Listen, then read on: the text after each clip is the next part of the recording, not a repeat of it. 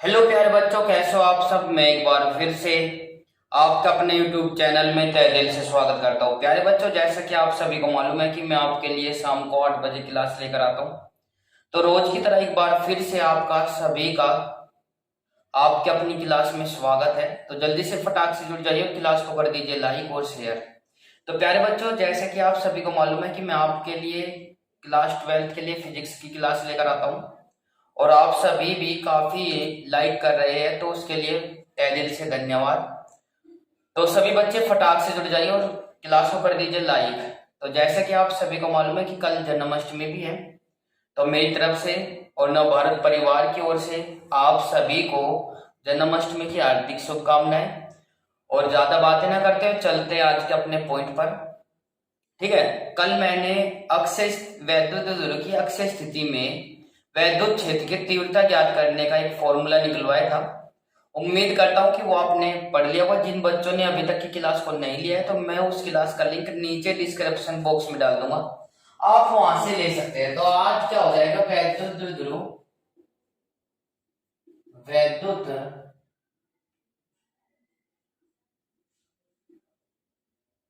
ध्रुव की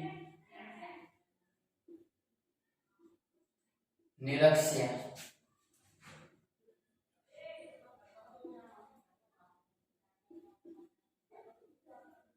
निरक्ष्य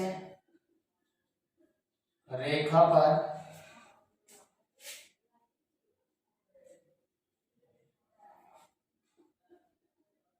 किसी बिंदु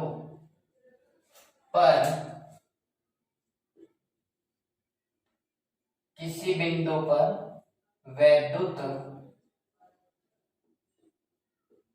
क्षेत्र की तीव्रता। जल्दी से बताएं फटाक से कि वॉइस और वीडियो क्लियरिटी आपको सही आ रही है कि नहीं। उम्मीद करता हूं कि आपको पॉइंट दिखाई दे रहा होगा बिल्कुल। तो जल्दी से फटाक से क्लास को बताइए, तो हमें इंप्रेशन दिखा दीजिए यदि आपको सही दिखाई दे रहा है। तो सबसे पहले बच्चों हम क्या करेंगे, बात करते हैं वैद्युत ध्रुव की। तो इसका एक डायग्राम बना लेते हैं, क्योंकि डायग्राम हमें चाहिए। तो हमने क्या लिया, एक सूक्ष्म लंबाई का द्विध्रुव आघूर्ण वैद्युत द्विध्रुव ले लेंगे। ये इसकी मध्य बिंदु की स्थिति O है। यहां से इसकी डिस्टेंस है माइनस के क्यू ए से और प्लस के क्यू बी, और भाई इसको लेकर चलेंगे, ये हो जाएगा L और ये भी L। निरक्षीय स्थिति बोलेंगे तो ये बिंदु P है। जब हम माइनस क्यू से बिंदु P को ऊपर फाइंड करेंगे तो इसको ऐसे डिस्टेंस निकाल लेंगे और ये क्या हो जाएगी R। जब हमारे पास ये भी वैल्यू है और ये भी वैल्यू है, तो इसकी वैल्यू निकाल लेंगे पाइथागोरस थ्योरम से। आपको पता होगा under root R square plus के एल स्क्वायर। इसी प्रकार से ये हो जाएगी। उम्मीद करता हूं कि आपको ये बात समझ आ गई होगी। तो जैसे ही हम इसको ऐसे ऊपर की ओर ऐसे बढ़ाकर चलते हैं, ये हो जाएगा E1, और इसको ऐसे बढ़ाएंगे तो ये हो जाएगा E। यस, और इसको एक ऐसे हो जाएगा, ये हो जाएगा E2। उम्मीद करता हूं कि आपको ये बात समझ आ गई होगी। और प्यारे बच्चों, जैसे हमने देखा कि इसके बीच कोण बनने वाला कोण क्या है, थीटा है। सब बताकर चलूंगा, बस आप पहले डायग्राम को देखकर चलिए। और इसके बीच बनने वाला कोण क्या है, थीटा है। क्लियर है, ये एंगल भी थीटा है और ये भी एंगल थीटा है। ये कोण इसके बराबर है और ये एंगल इसके बराबर होगा। क्लियर है, उम्मीद करता हूं कि आपको ये बात समझ आ गई होगी। इसी के साथ में आपको एक छोटा सा डायग्राम लेकर चलते। देखिए, ये एक स्टेट पोजीशन है। ऐसे जैसे हम P बिंदु को ऊपर की ओर बढ़ाते हैं, ये हमने ये दिखा दिया, और इसका बिंदु हम यहां से लेते हैं, कुछ इस प्रकार से दिखाई देगा। देखिए, और हमने इसको ऐसे बढ़ा दिया, इंक्रीज कर दिया, तो इसके बीच बनने के बाद ये एंगल थीटा और ये भी थीटा हो जाएगा। आपको मालूम है, तो ये कितना हो जाएगा बच्चों, ये हो जाएगा E1 cos थीटा परिणामी होगा, और E2 cos थीटा, और ये हो जाएगा E1, ये हो जाएगा E2 और ये हो जाएगा E1। अब बात करते हैं इसकी, E2 sin थीटा और E1 साइन थीटा। अब बच्चों ये मैंने दो डायग्राम बनाए हुए हैं, उम्मीद करता हूं कि आपको ये अच्छी प्रकार से दिखाई दे रहे होंगे। यस या नो? बिल्कुल। तो यहाँ पे बिल्कुल फिक्स है, कोई दिक्कत नहीं है। अब इसके बारे में ड्राइव करके चलते हैं। देखो थोड़ा सा पहले क्वेश्चन बाद में पुट अप करना है, पहले मेरी बातों को आपको ध्यानपूर्वक सुनना है, ठीक है ना? तब आपको क्वेश्चन पुट अप करना है जब मैं बताऊंगा। पहले आप देखिए, जिन बच्चों ने अभी तक की पहली क्लास नहीं ली है तो पहले पहली क्लास जरूर ले, तब जाकर आपको ये बात समझ में आ जाएगी, ठीक है? जिन्होंने ली है तो उनकी तो मैं बिल्कुल बात ही मतलब कि अलग होगी, उनको बिल्कुल माइंडली नहीं करना है, बिल्कुल समझ में आ जाएगा। देखिए हमने कहा कि माना किस प्रकार से एग्जाम की कॉपी में लिखना है वो मैं आपको बता दे रहा हूं। माना एक द्विध्रुव, माना एक द्विध्रुव की निरक्षीय, एक द्विध्रुव की निरक्षीय स्थिति में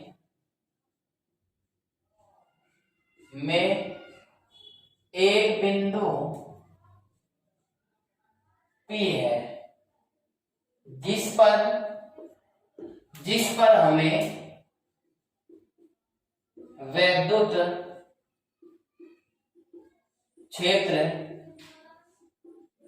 की तीव्रता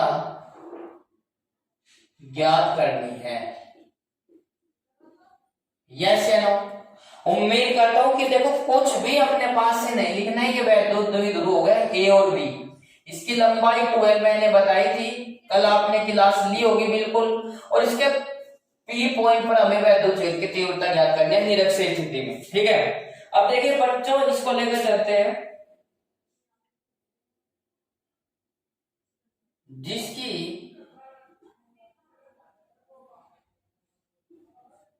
द्विध्रुव के मध्य बिंदु से दूरी, जिसकी मध्य बिंदु O से दूरी कितनी है? R है। कितनी है भाई? P बिंदु की दूरी क्या है? R है। क्लियर है कि नहीं? अब बताइए यहां तक की कोई दिक्कत है कि नहीं? अब यहां देखिए प्लस क्या हो जाएगा?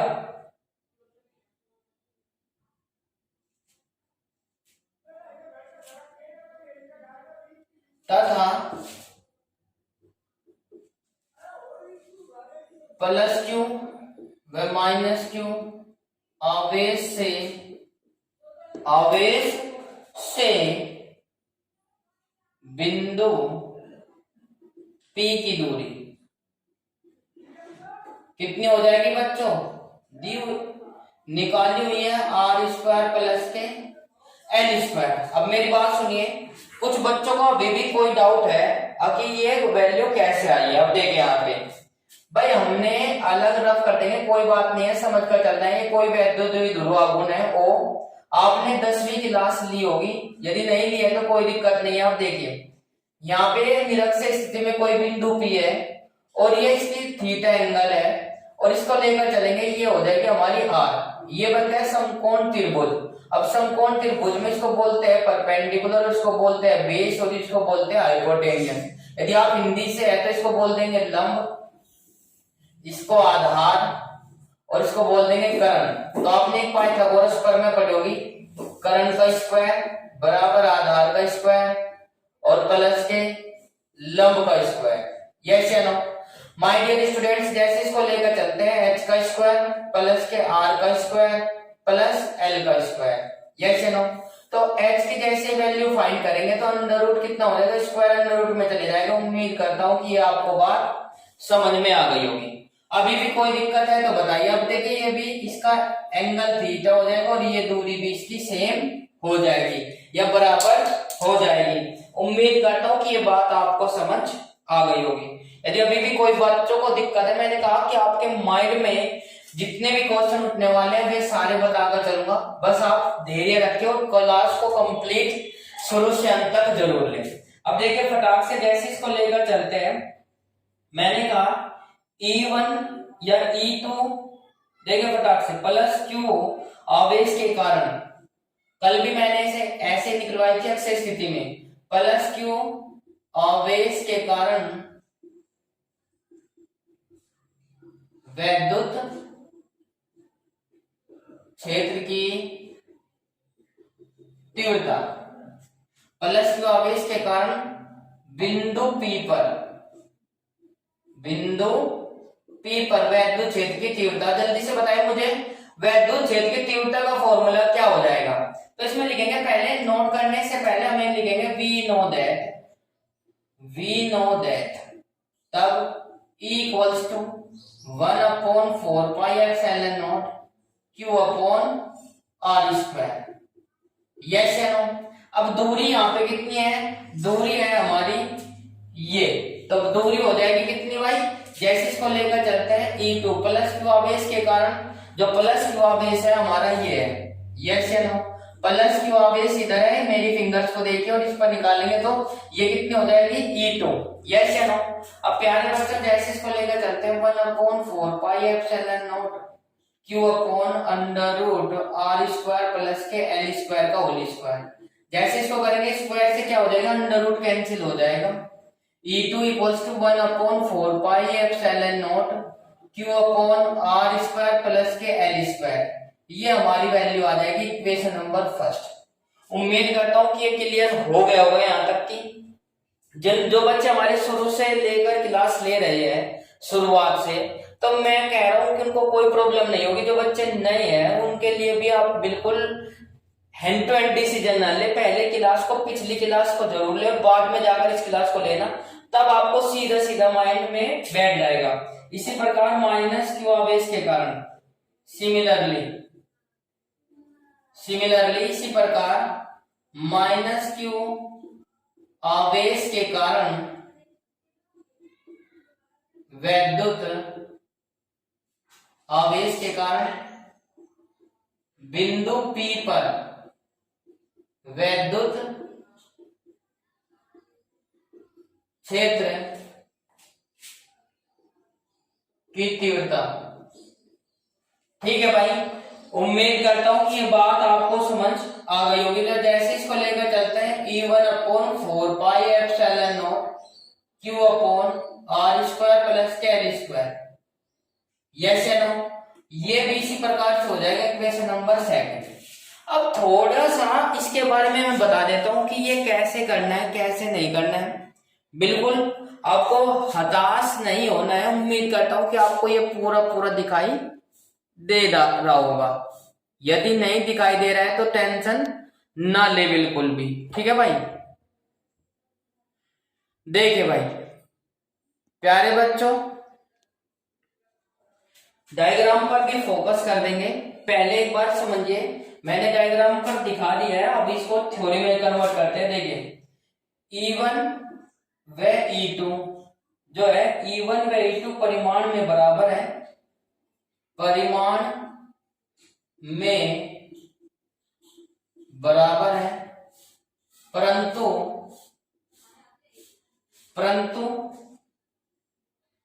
दिशा में विपरीत। ठीक है भाई, परिमाण में बराबर है परंतु दिशा में विपरीत। तब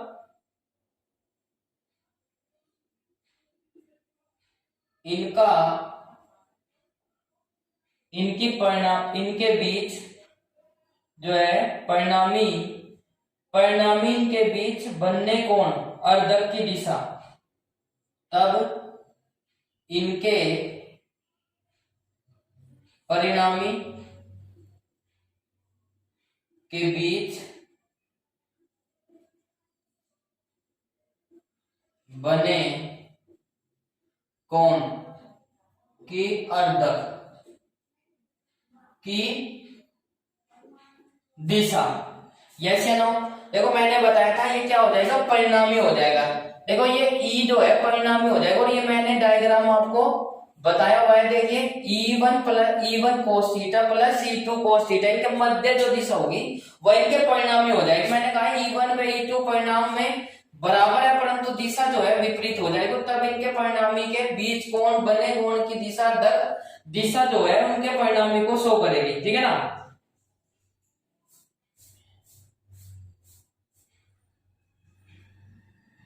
में होगा या प्रदर्शित करेगी, तब E1 व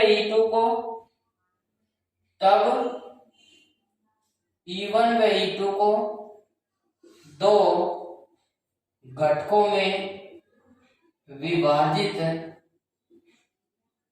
किया जाता है। यस या नो? एक बार फिर से सुनिए, जो बच्चे लेट जुड़ पाए थे, बिल्कुल टेंशन लेने की कोई आवश्यकता नहीं है। पहले सुनिए, वैद्युत द्विध्रुव की निरक्षीय रेखा पर किसी बिंदु पर वैद्युत स्थित किसी बिंदु पर वैद्युत क्षेत्र की तीव्रता, ऐसे भी लिख सकते हो। पहले मैं डायग्राम पर फोकस करता हूं कैमरा, ठीक है, क्योंकि डायग्राम से ये थ्योरी है। यदि डायग्राम आपका कंप्लीट है, बिल्कुल आपको दिखाई दे रहा होगा। देखिए फटाक से एक बार देखिए, ये वैद्युत द्विध्रुव है भाई, ये वैद्युत द्विध्रुव है, देखो ये रहा, ठीक है। वैद्युत द्विध्रुव का मध्य बिंदु कितना है? O है। इसकी A से O तक की दूरी L है, O से B तक की दूरी L है। एक निरक्षीय रेखा पर एक बिंदु P है, जहां पर हमें वैद्युत क्षेत्र की तीव्रता ज्ञात करनी है, और O से P की दूरी कितनी है? R है। अब जैसे इसकी हम दूरी निकाल लेंगे, थीटा कोण पर झुका हुआ है, इसकी -q से P की दूरी, ऐसे इसको मिलाएंगे तो ये क्या हो जाएगा? आर स्क्वायर लंब का स्क्वायर प्लस आधार का स्क्वायर बराबर हो जाएगा √r square plus l square. इसी प्रकार से इसको निकाल लेंगे। अब देखो मैंने कहा कि इसका परिणाम में जैसे इसको लेकर चलेंगे, हमने क्या किया, O से जाने वाली रेखा को ऊपर की ओर बढ़ा देते हैं और ये नीचे को हो गई। तो ये देखिए इसके अर्धक कोण जो है E1 व E2, और इनका अर्धक क्या हो जाएगा? E1 cos theta plus E2 cos theta का परिणामी हो जाएगा, और इसको दो घटकों में विभाजित कर देते हैं। एक बार इसको थ्योरी पर फोकस कर रहा हूं, कैमरे को जल्दी से देखिए फटाक से। अब डायग्राम मैं मानता हूं कि आपको डायग्राम समझ में आ गया होगा, बिल्कुल। अब देखिए फटाक से, मैंने कहा माना एक वैद्युत द्विध्रुव निरक्षीय स्थिति में एक बिंदु P पर P है, जिस पर हमें वैद्युत क्षेत्र की तीव्रता ज्ञात करनी है। यस, जिसकी वैद्युत द्विध्रुव के मध्य बिंदु O से दूरी कितनी है? R है, तथा प्लस q व माइनस q आवेश से दूरी कितनी है? बिंदु P की दूरी √r स्क्वायर प्लस के l स्क्वायर, मैंने बताया हुआ है, देखो ये, ठीक है ना। अब वी नो दैट, हमने कहा प्लस q आवेश के कारण बिंदु P पर वैद्युत क्षेत्र की तीव्रता, तो कैसे करेंगे? We know that equals to 1/4 pi epsilon not q upon r square, आपने पढ़ा होगा, बिल्कुल। जैसे इसको लेकर चलते हैं, अब q के कारण q प्लस q के कारण क्या बल है? E2। यस, E2 बराबर 1/4 pi epsilon not q upon √r square plus के L2 का स्क्वायर, और E2 बराबर क्या हो जाएगा? स्क्वायर से √ कैंसिल आउट हो जाएगा। इसी प्रकार सिमिलरली माइनस के q आवेश के कारण बिंदु P पर वैद्युत क्षेत्र की तीव्रता, यस या नो? P पर वैद्युत क्षेत्र की तीव्रता, तो प्यारे बच्चों जैसे इसको लेकर चलते हैं, देखो ये E2 है, क्योंकि इसके कारण ये इंक्रीज हुआ और ये इसके कारण E1 हुआ। यस, और जैसे इसको लेकर चलेंगे, E1 इस प्रकार हो जाएगा, E1 व E2 परिमाण में बराबर है, परंतु दिशा में विपरीत है। जब इनके परिणामी के बीच बने कोण के अर्धक की दिशा में होंगे, और तब इनको दो घटकों में विभाजित कर देते हैं। अब देखिए इसको सोल्व कर लेंगे, कुछ नहीं करना है बिल्कुल भी, इसको रफ करेंगे। अब जब सोल्व ये हाफ हो चुका है, कोई दिक्कत नहीं है। देखिए अब जैसे इसको लेकर चलते हैं बच्चों, दो घटकों में विभाजित कर देते हैं। नंबर 1 क्या हो जाएगा? ए बी, ए और बी, ए बी के लंबवत घटक, ए बी के लंबवत घटक क्या हो जाएगा? E1 साइन थीटा, बिल्कुल बाद में नोट कर चलना है, पहले आपको समझना है, और E2 साइन थीटा। देखिए मैंने आपको ये डायग्राम अलग से बनाया हुआ है, देखो ये नीचे वाला बनाया हुआ है कि नहीं?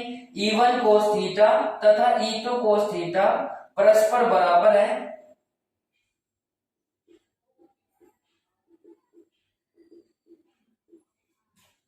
परंतु विपरीत है।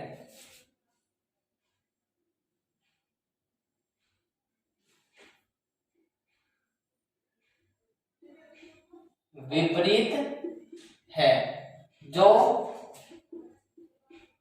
एक दूसरे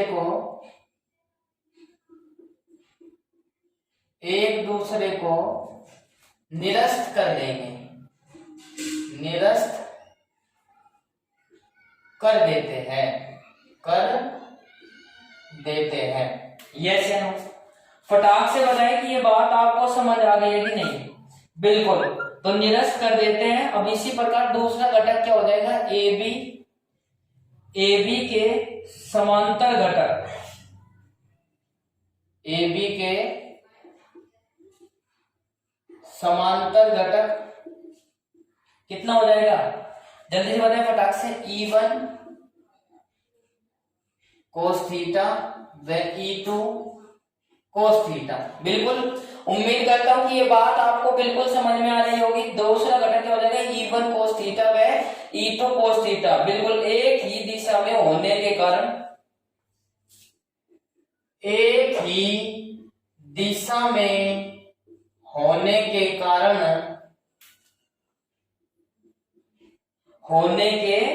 कारण ये क्या हो जाएंगे? आपस में जुड़ जाएंगे,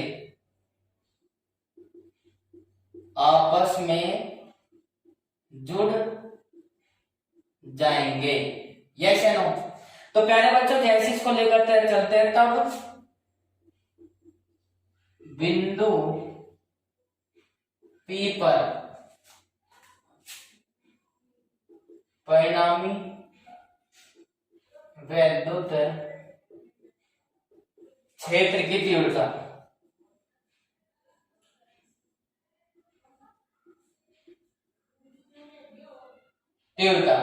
देखिए एक बात मैं आपको दोबारा से पुनः समझा देता हूं। टेंशन लेने की कोई आवश्यकता नहीं है, स्किप नहीं करने। काफी बच्चे हमारे साथ जुड़ चुके हैं। सुमित कुमार, कुणाल, मनीष कुमार, अखिलेश तोमर, ये सब हमारे साथ जुड़ चुके हैं। और काफी बच्चे कुछ ऐसे भी हैं जो हमारे साथ जुड़ने के बाद कमेंट नहीं कर रहे हैं। और प्राक्षी तोमर, ठीक है, ये बच्चे हमारे साथ जुड़े हुए हैं। तो प्राक्षी तोमर और सुमित कुमार और कुणाल काफी मतलब कि एक्टिव रहते हैं। मैं चाहता हूं कि सभी स्टूडेंट्स भी इसी प्रकार से एक्टिव रहे, क्योंकि देखो मैंने कहा कि कमेंट करने से आपको क्या होगा, मुझे भी पता चलता रहेगा कि हाँ आप मेरे साथ साथ बिल्कुल लाइन बाय लाइन डिक्टो आप मतलब के साथ चल रहे हैं और आपको समझ में भी आ रहा है। देखिए मैंने कहा कि आपको ये कोई दो घटक थे, दो घटकों में विभाजित कर देंगे, ठीक है। परिणामी E1 व E2 दो घटकों में विभाजित कर देते हैं। और जैसे इसका देखेंगे, पहले क्या करेंगे, AB के लंबवत घटक E1 sin थीटा। देखिए आपको सामने दिखाई दे रहा होगा ये लाइन, ठीक है, ये तो होगा E2 cos sin थीटा और ये हो जाएगा E1। परिणाम में बराबर है परंतु दिशा में विपरीत होने के कारण क्या हो जाएगा, कैंसिल आउट हो जाएंगे। पहली लाइन तो ये हो गई, साइन वाले तो खत्म। AB के समांतर घटक क्या हो जाएगा, AB के समांतर घटक E1 cos theta, E2 cos theta एक ही दिशा में होने के कारण आपस में जुड़ जाएंगे और बिंदु P पर परिणामी वैद्युत क्षेत्र की तीव्रता क्या हो जाएगी। देखिए जुड़ रहे कि नहीं, यस या नो, ये जुड़ रहे हैं कि नहीं, बिल्कुल। तो अब इसी के साथ हम इसको लेकर चलते हैं। परिणामी वैद्युत क्षेत्र की तीव्रता कितनी हो जाएगी बच्चों, E बराबर E1 cos theta, E2 cos theta हो जाएगी। अब इसकी वैल्यू पुट कर देंगे, बस हम क्या कर देंगे, वैल्यू पुट कर देंगे। वैल्यू पुट कर देंगे क्या हो जाएगा, E cos थीटा तो बाद में कर लेंगे, 1/4 pi epsilon not Q R square plus के L स्क्वायर, ठीक है, इंटू cos थीटा प्लस इसी प्रकार से बराबर है तो ये हो जाएगा 1/4 pi epsilon not Q upon कितना हो जाएगा R स्क्वायर प्लस के L square into cos theta. अब देखिए फटाक से देखिए एक बार, बिल्कुल टेंशन लेने की कोई आवश्यकता नहीं है। देखिए बच्चों मैं आपको बताकर चलता हूं, इसमें से क्या हो जाएगा, 2 आ जाएगा, कितना 1/4 पाई एप्सिलॉन नॉट और इंटू कितना आ जाएगा Q भी कॉमन और अपॉन कितना आ जाएगा R स्क्वायर प्लस के L स्क्वायर भी कॉमन, यस है ना। और जैसे इसको लेकर चलेंगे तो 2 cos थीटा आ जाएगा। Yes, come on with me loudly, जल्दी से फटाक से बताइए ये बात आपको समझ आ गई कि नहीं। अब देखिए मैं एक बार छोटी सी बात लेकर चलता हूं। देखो आपने जो CBSE से पढ़े हुए PBP HHD, पाकिस्तान भूखा प्यासा, हिंदुस्तान हरा भरा, या पंडित बद्री प्रसाद हर हर बोले। तो इसका मतलब हो जाएगा LAL, हिंदी वाले भी सुन लीजिए, LAL बटे KKA। आपने त्रिकोणमिति पढ़ी होगी, त्रिकोणमिति में ये वैल्यू आपने पढ़ी हुई है, साइन थीटा बराबर है P अपॉन H, बोले तो परपेंडिकुलर अपॉन हाइपोटेनियस है, लंब बटे कर्ण, यस या नो। इसी के साथ हम लेकर चलेंगे कोस थीटा। मैंने क्यों लिखा, देखो मुझे कोस थीटा की वैल्यू चाहिए, तो कोस थीटा बराबर क्या हो जाएगा माय डियर स्टूडेंट्स, बिल्कुल कम ऑन विद मी, लाउडली जल्दी से बताएं, फटाक से कमेंट सेक्शन में लिखे। कोस थीटा इक्वल्स टू क्या हो जाएगा, जैसे कि इसमें बताया, अब आपको मालूम है, याद आ गया है बिल्कुल, B अपॉन H लिख देंगे या फिर A अपॉन K लिख देंगे। B बोले तो बेस अपॉन हाइपोटेनियस, बोले तो आधार बटे कर्ण हो जाएगा। अब देखिए आधार क्या है बच्चों, ये रहा, कर्ण क्या है, ये रहा, बिल्कुल बहुत ही आसान है। पुटिंग दिस वैल्यू, या कोस का मान रखने पर, कोस थीटा का मान रखने पर, बिल्कुल बहुत आसान है। देखिए फटाक से, 1 अपॉन 4 पाई एप्सिलॉन नॉट और into Q upon R square plus के L स्क्वायर और इंटू कितना हो जाएगा 2। जैसे इसको रखते हैं तो प्यारे बच्चों कितना हो जाएगा, ये इंटू 2 हो गया, आधार बटे कर्ण, तो आधार कितना हो जाएगा L और कर्ण कितना हो जाएगा L स्क्वायर प्लस के R स्क्वायर। बिल्कुल टेंशन लेने की कोई आवश्यकता नहीं है। देखिए फटाक से अब इसको लेकर चलते हैं। देखिए E equals to 1 upon 4 pi epsilon not Q into 2QL, 2QL जल्दी से बताए फटाक से, 2QL किसका फॉर्मूला, मैंने कल जिन बच्चों ने मेरी क्लास ली हुई है, मैं स्टेप बाय स्टेप लेकर चलूंगा और आपको समझ में आ जाएगा। एक पावर इसकी और हाफ पावर इसकी कितनी हो जाएगी, 1.5 पावर हो जाएगी, एक और आधी कितनी हो जाएगी, बिल्कुल कितनी हो जाएगी, 1.5 हो जाएगी। 1.5 को हम क्या लिख सकते हैं, 3/2 लिख सकते हैं। क्या लिख सकते हैं, 3/2 लिख सकते हैं। थोड़ा कॉम्प्लिकेटेड टॉपिक था, ताकि आपको समझ में आ जाए, इसीलिए मैंने थोड़ा पीसेस में तोड़कर आपको समझा दिया है। टेंशन लेने की कोई आवश्यकता नहीं है। E इक्वल्स टू कितना हो जाएगा, पहले सबसे पहले ये बताइए कि 2QL किसका फॉर्मूला है, वैद्युत द्विध्रुव आघूर्ण को, द्विध्रुव को कहीं से रिप्रेजेंट करता है, जल्दी से फटाक से कमेंट सेक्शन में लिखे जितने बच्चे हमारे साथ जुड़े हो। बिल्कुल 2QL T से रिप्रेजेंट करते हैं, तो इसको क्या लिख देंगे बच्चों, E equals to 1 upon 4 pi epsilon not Q upon, ये हो जाएगा कितना, P upon R square into R square plus के L स्क्वायर के होल पावर 3/2। अब बच्चों हमने क्या लिया, R greater than L। R इतना बड़ा है कि L को क्या मान लेंगे, नेग्लेक्ट मान लेंगे। R बड़ा है, L मान लेंगे, नेग्लेक्ट मान लेंगे, तब कितना हो जाएगा 4 pi epsilon not P upon कितना हो जाएगा R स्क्वायर के होल पावर 3/2, 2 से 2 कैंसिल। तो दैट इंप्लाई वैद्युत द्विध्रुव की अक्षीय स्थिति में स्थित बिंदु P पर वैद्युत क्षेत्र की तीव्रता कितनी फाइंड कर लेंगे, 1 upon 4 pi epsilon not Q upon देखिए 2, ये हो जाएगी R की क्यूब, यस या नो, P बराबर R की क्यूब हो जाएगी। उम्मीद करता हूं कि ये बात आपको समझ आ गई होगी। बहुत ही हलवा पॉइंट था, उम्मीद करता हूं कि आपको ये बात पूरी समझ में आ गई होगी। एक पॉइंट और ले लेते हैं ताकि आपको पूरा ये चैप्टर फिनिश हो जाएगा। कल जो है ना, ज्यादा से ज्यादा बच्चे मतलब कि जुड़ जाने की कोशिश करें। कल जो है मैं न्यूमेरिकल कराने वाला हूँ। अक्सर बच्चों को कंफ्यूजन रहता है, जितने पॉइंट मैंने कराकर चले भाई बिल्कुल समझाकर चलूंगा, टेंशन नहीं लेने का कोई भी। पर कंडीशन ये है कि हमने 5, ये आज की 6ठी क्लास है भाई, 5वीं क्लास कल थी, 6ठी क्लास आज की है। वे 6ठी के 6ठी क्लास, 6 के 6 क्लास आपको होनी चाहिए। यदि आपने वे क्लास नहीं ली है तो मैं तो मानता नहीं भाई आप मतलब कि पढ़ने के लिए पर्पज से ऑनलाइन आते हो, ठीक है ना। तो बिल्कुल भी आपको स्किप नहीं करनी है, बिल्कुल कंटिन्यूअसली ले। 25 35 35 35 28 मिनट की क्लास है, 6 की 6, और आपके 6 क्लास में मैंने पूरा चैप्टर फिनिश करा दिया है फर्स्ट, ठीक है ना। और उसके न्यूमेरिकल कल भी कराने वाला हूँ, बिल्कुल 1 बाय 1 कर समझाकर चलेंगे। बस आपसे कंडीशन ये है कि क्लास को ज्यादा से ज्यादा शेयर करें, लाइक करें, और यदि आपको क्लास अच्छी लगी है तो चैनल को सब्सक्राइब करना ना भूले भाई, ठीक है ना।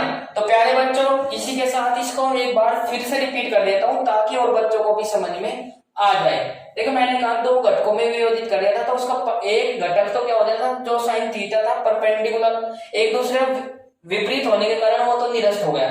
ये क्या है, ए बी के समांतर घटक E1 cos थीटा व E2 cos थीटा एक ही दिशा में होने के कारण क्या हो जाएंगे, जुड़ जाएंगे, और परिणामी वैद्युत क्षेत्र की तीव्रता कितनी हो जाएगी, E बराबर E1 cos थीटा प्लस के E2 cos थीटा हो जाएगी। Value putting this value, E1 का कितना मान बताया था मैंने, ऐसा बताया था, और इसका कितना बताया था, इस प्रकार से। इसको रख लेंगे, जोड़ने के बाद कितना हो जाएगा, ये और ये सेम है, तो ये कितना हो जाएगा 2 cos थीटा आ जाएगा। इसको कॉमन ले लेंगे, cos थीटा का मान हमने क्या किया, इस डायग्राम से पुट कर देंगे। देखिए ये क्या है, रेक्टेंगल है, रेक्टेंगल है मतलब कि समकोण त्रिभुज है, समकोण त्रिभुज में sin theta perpendicular upon hypotenuse हो जाएगा, बोले तो लंब बटे आधार, और इसका कितना हो जाएगा, लंब बटे गरण भी बोल सकते हो, ठीक है ना।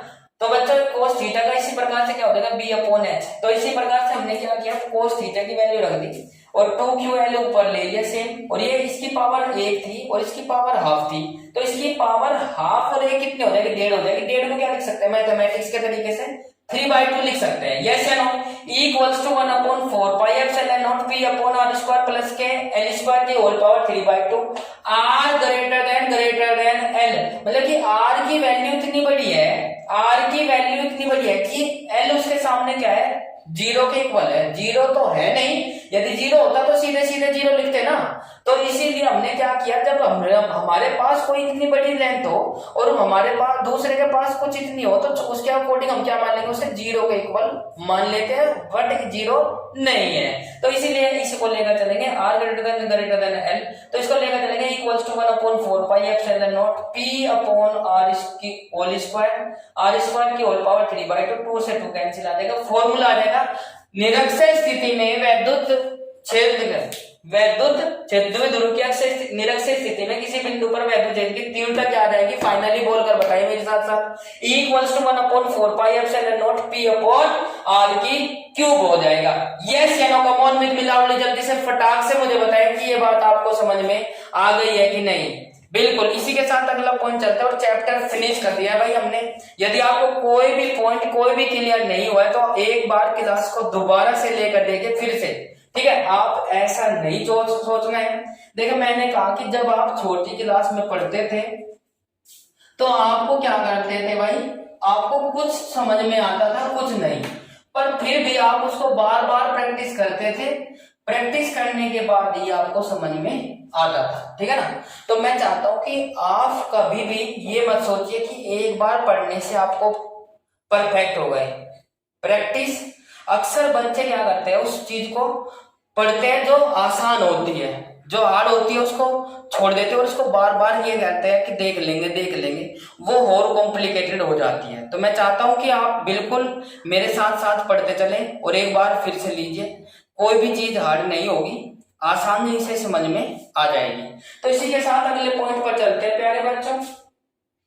अगला पॉइंट क्या है, एक समान वैद्युत क्षेत्र में रखे, बिल्कुल एक समान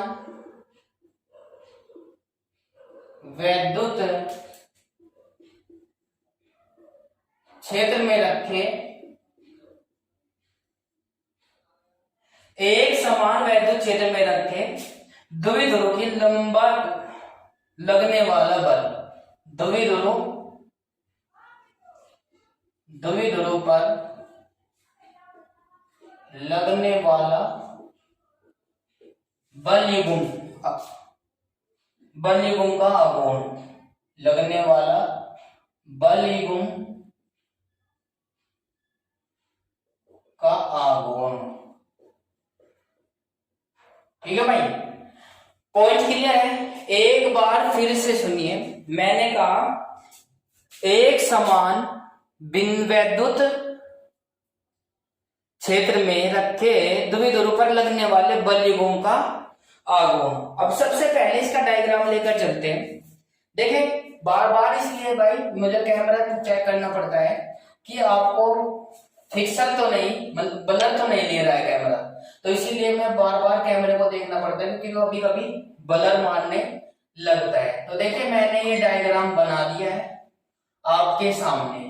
ये क्या है हमारा, ये जो शो कर रही है लाइनें, ये वैद्युत क्षेत्र को शो कर रही है, इलेक्ट्रिक फील्ड को। यस या नो? मैंने इलेक्ट्रिक फील्ड बताया हुआ है कि इलेक्ट्रिक फील्ड किसे कहते हैं। ठीक है। और इसमें हमने क्या किया, इसमें वैद्युत द्विध्रुव पुट कर दिया। क्या कर दिया भाई, वैद्युत द्विध्रुव पुट कर दिया। पुट करने के बाद कुछ इस प्रकार से होगा, जिस पर दो बल कार्य करेंगे, एक तो इस पर लगेगा और एक बार इस पर। इसको मैंने क्या किया, कभी कभी कुछ बुक में ऐसा लिखा होता है E equals to F upon Q not, yes no, तो एक F इक्वल्स टू क्या कह देंगे, E इंटू क्यू भी कह देंगे।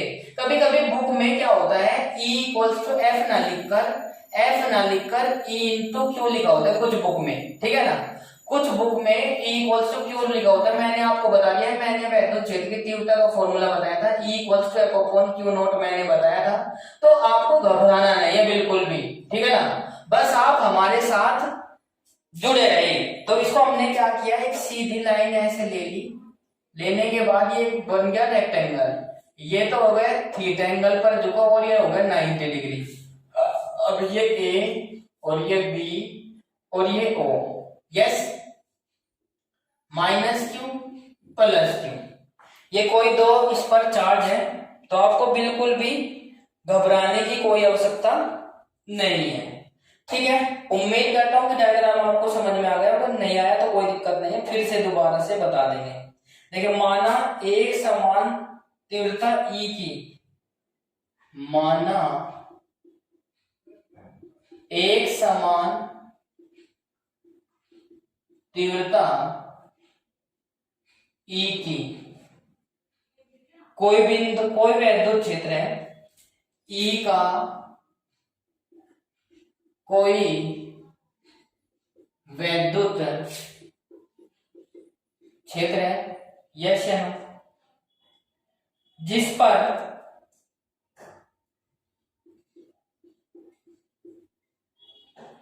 वैद्युत क्षेत्र की दिशा से थीटा कोण पर बनाते हुए रखा गया है। क्षेत्र से थीटा कोण पर बनाते हुए रखा गया है, यस या नो। मैंने कहा माना एक समान तीव्रता E का कोई वैद्युत क्षेत्र है जिसे थीटा कोण पर, वैद्युत क्षेत्र है जिस पर हमने वैद्युत द्विध्रुव को कहीं पर रखा है, थीटा कोण पर रखा गया है। वैद्युत क्षेत्र के कारण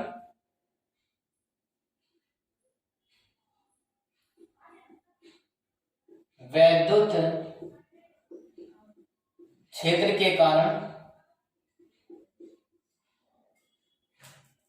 वैद्युत क्षेत्र के कारण द्विध्रुव के अक्ष आवेशों पर कारण वैद्युत द्विध्रुव के आवेशों पर एक बल युग्म कार्य करता है, एक बल युग्म कार्य करता है, बिल्कुल कोई दिक्कत। ये बल एक बल युग्म के, एक बल युग्म कार्य करता है, ठीक है भाई, कोई दिक्कत यहां तक की, बिल्कुल। जो द्विध्रुव की घुमाकर जो द्विध्रुव को घुमाकर वैद्युत क्षेत्र की दिशा में लाने का प्रयास करता है, ठीक है। वैद्युत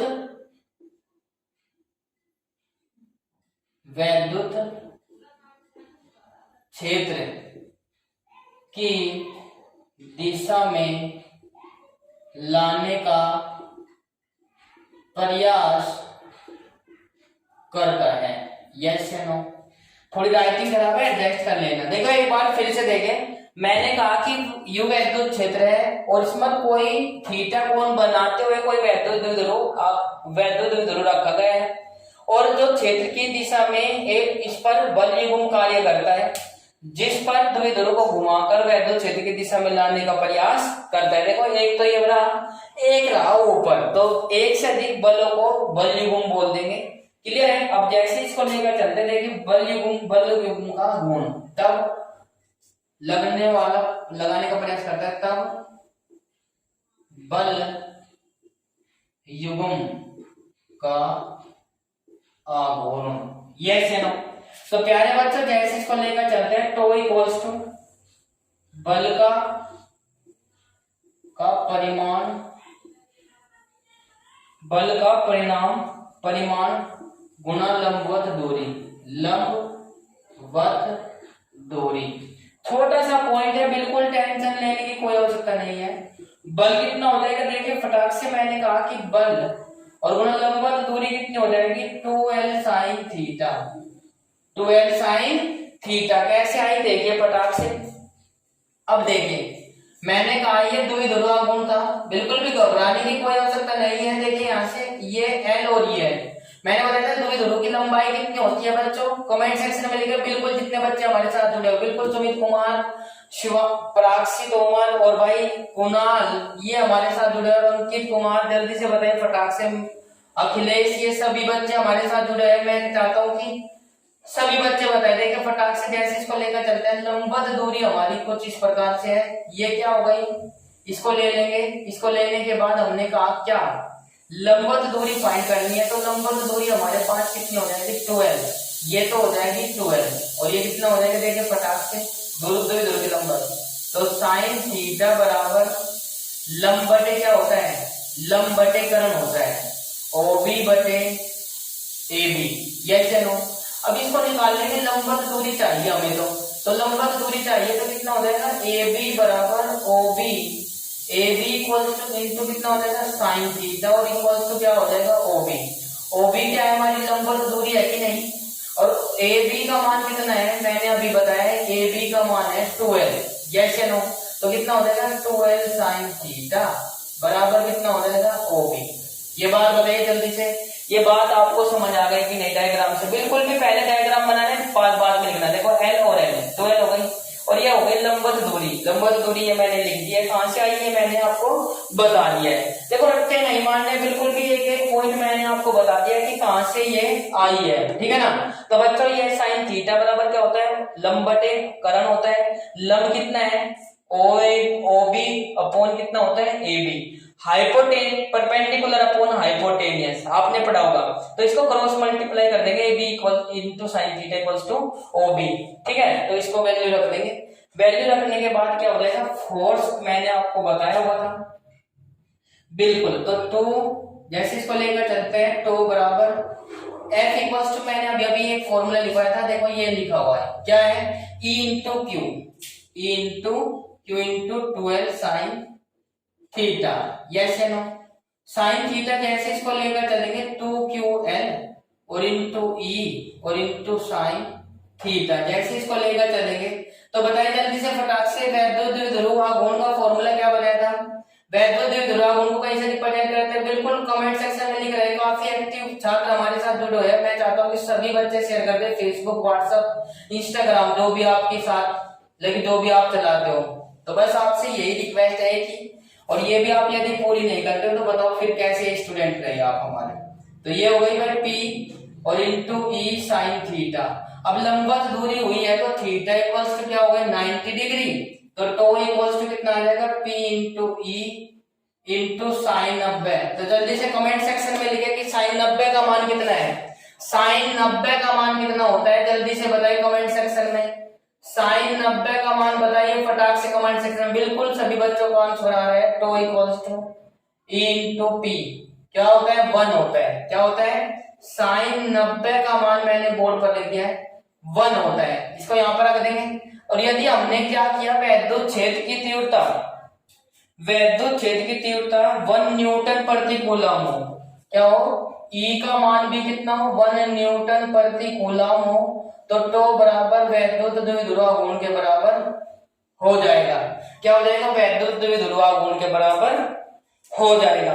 उम्मीद करता हूं कि ये बात आपको समझ आ गई होगी। तो तब हम इसको क्या लिखेंगे, तब हम इसको क्या लिखेंगे, जल्दी से देखिए फटाक से। मैंने कहा था किसी भी वैद्युत द्विध्रुव की आघूर्ण उस बल युग्म आघूर्ण के बराबर होती है जिसमें वैद्युत क्षेत्र की तीव्रता जो है वैद्युत क्षेत्र के लंबवत रखने पर उसकी तीव्रता लगभग क्या है भाई, वैद्युत द्विध्रुव पर लगता है, ठीक है, उसके बराबर होती है तो वैद्युत द्विध्रुव पर लगते हैं। तो क्लियर है कि नहीं? यदि वैद्युत क्षेत्र 90 डिग्री हो रहा है थीटा का मान और वैद्युत क्षेत्र की तीव्रता कितनी हो 1 न्यूटन हो, तो लगने वाला बलयुग्म का आघूर्ण क्या उतना होगा, वैद्युत द्विध्रुव के बराबर होता है, द्विध्रुवाघूर्ण के बराबर होता है। उम्मीद करता हूं कि ये बात आपको समझ आ गई होगी। ये पहला चैप्टर हमारा फिनिश हो चुका है। यदि अभी भी कोई पॉइंट आपको क्लियर है कि दिक्कत है, सॉरी बच्चों, माफी चाहता हूँ, कभी कभी पूरे पीरियड में बोलना वो पड़ता है तो इसलिए जुबान जो है स्लिप हो जाती है, तो इसलिए माफी चाहता हूँ बच्चों, ठीक है। प्यारे दोस्तों, जैसे इसको लेकर चलते हैं तो आपको कुछ भी नहीं करना है, बस एक बार क्लास को दोबारा से लेना है और आपको सीधा सीधा आपको समझ में आना है और एक बार इसको प्रैक्टिस करना है। और आपको चैनल को सब्सक्राइब करना है, चैनल को सब्सक्राइब कर लेना है। जिन बच्चों ने अभी तक के चैनल को सब्सक्राइब नहीं किया है तो चैनल को सब्सक्राइब कर ले, बेल आइकन अवश्य प्रेस कर ले ताकि आपको समय पर नोटिफिकेशन मिलता रहे। और बच्चों, मैं चाहता हूं कि आप फेसबुक व्हाट्सएप सभी चलाते हैं, जितने भी बच्चे पढ़ने वाले आपके स्कूल में या आपके आसपास, उनको सभी को शेयर कर दीजिए। क्लास बिल्कुल आपको टेंशन नहीं लेनी है, रोजाना क्लास आपकी समय पर होगी। तो आज की क्लास में इतना ही, मिलते हैं नेक्स्ट क्लास में कल इसी वक्त इसी समय। तो थैंक यू सो मच। हंसते रहिए, मुस्कुराते रहिए और हमारे साथ पढ़ते रहिए। जब पढ़ेगा इंडिया तभी तो आगे बढ़ेगा इंडिया। जय हिंद, जय Bharat, tata, bye bye, see you.